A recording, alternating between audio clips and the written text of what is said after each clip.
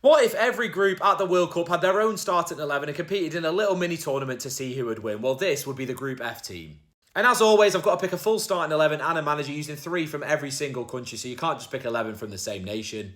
Then we're starting off fairly strong with one of the best young goalkeepers in world football, Zion Suzuki, obviously from Japan. But then it's a little bit of a step down in the back four because our left back is former Southampton left back Jan Valery, who obviously plays for Tunisia. But then the right back, to be fair, is one of the best in the world, Jurrien Timber from the Netherlands. And we're having 2 Dutch players in this back four because obviously Virgil van Dijk gets in. And alongside him, I'm taking another Japanese player, Hiroki Ito from Bayern Munich.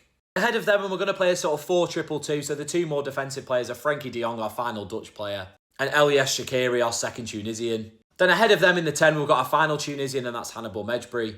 Next to him, we've got our first Swede, and that's Lucas Bergvall, although when I saw this photo, I very nearly wanted to get rid of them. What the hell is this? But that then brings us on to our front 2, and the first of which is actually the top goal scorer in the Eredivisie, this guy Uedu. He's got about 28 goals this season for Feyenoord, obviously Japanese.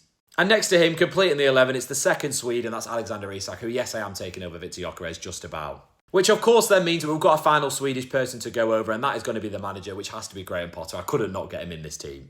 So here we are. This is the Group F Ultimate 11. Let me know if there's any changes that you would make, and how do you think this compares to a lot of the other teams we've already done? I think it's probably about middle of the range. There's teams better than that, but there's also teams worse. But make sure to follow along. We're doing Group G tomorrow.